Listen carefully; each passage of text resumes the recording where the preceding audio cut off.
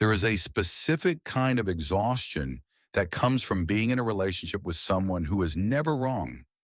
Not the exhaustion of conflict, the exhaustion of trying to be heard by someone who has already decided they don't need to listen. You know this person. Maybe you've lived with them. Maybe you're still dealing with them right now. Every conversation that should lead to resolution somehow ends with you questioning yourself. Every attempt to address something that hurt you somehow becomes a conversation about why you're the problem. They are never wrong, and they have a reason for everything.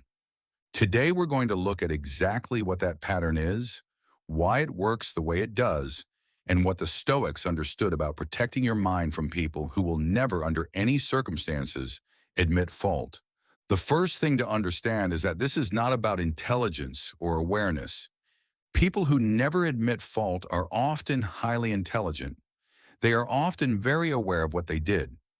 The refusal to acknowledge wrongdoing is not confusion, it is a choice. A deeply ingrained, often unconscious choice, but a choice nonetheless. Psychologists call this a defensive attribution style. When something goes wrong, some people instinctively look inward. What did I do? What could I have done differently? How do I repair this? Others instinctively look outward. What external factor caused this? Who else is responsible? Why is this not my fault? The person who always has an excuse has an extreme version of the second pattern. Every behavior has a reason. Every reason is sufficient. Every sufficient reason means they bear no real responsibility for what happened. And the insidious thing is that their reasons are often not entirely wrong. They were stressed. The situation was difficult. You did contribute something. Context matters. But context is not the same as absolution. And this is the distinction they refuse to make. The second thing to understand is how this pattern affects you over time. When you are consistently in relationship with someone who never accepts fault, something very specific happens to your sense of reality. You start to question yourself, not because you're weak, but because you're reasonable. Reasonable people consider the possibility that they might be wrong, and this person exploits that reasonableness systematically. Every time you raise a concern and they respond with an explanation that makes the concern seem invalid, a small part of your confidence erodes. You start to wonder whether your perception is accurate, whether your standards are too high, whether you are, in fact, the difficult one. This is not accidental.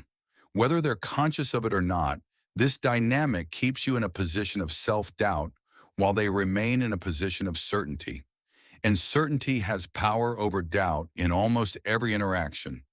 The third thing to understand is the difference between explanation and accountability.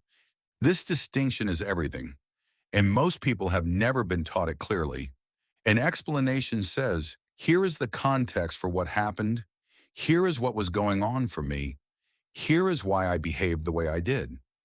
An explanation can be completely accurate and still leave room for accountability. In fact, genuine accountability almost always includes an explanation. Understanding why something happened is part of repairing it. What the person who never admits fault offers instead is explanation as replacement for accountability. The explanation doesn't lead to acknowledgement. It leads to dismissal. The reason becomes the reason nothing needs to change. I was stressed, and therefore what I did to you doesn't count.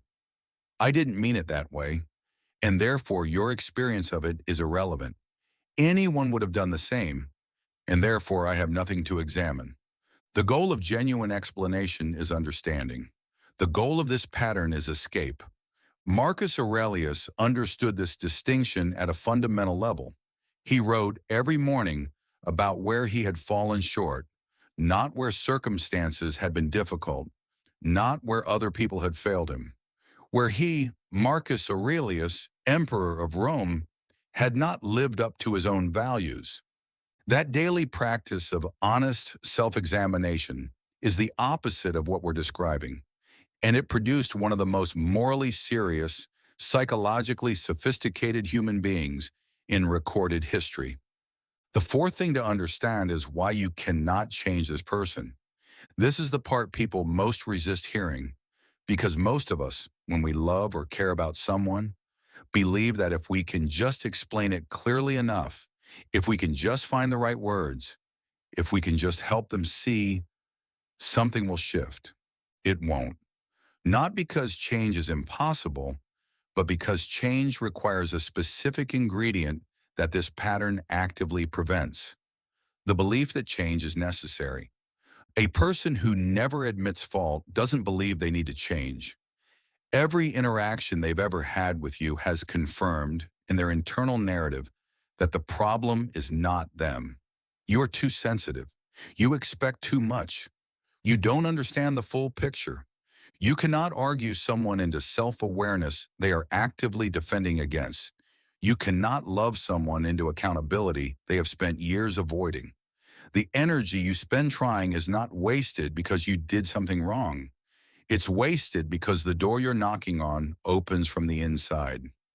The fifth thing to understand is what the Stoics would tell you to do. Epictetus was a slave. He had no power over his circumstances. He had no ability to change his master, to argue for his freedom, to make anyone around him behave differently than they chose to behave. What he had was his own mind, his own values, his own response. He wrote, "Make the best use of what is in your power and take the rest as it happens."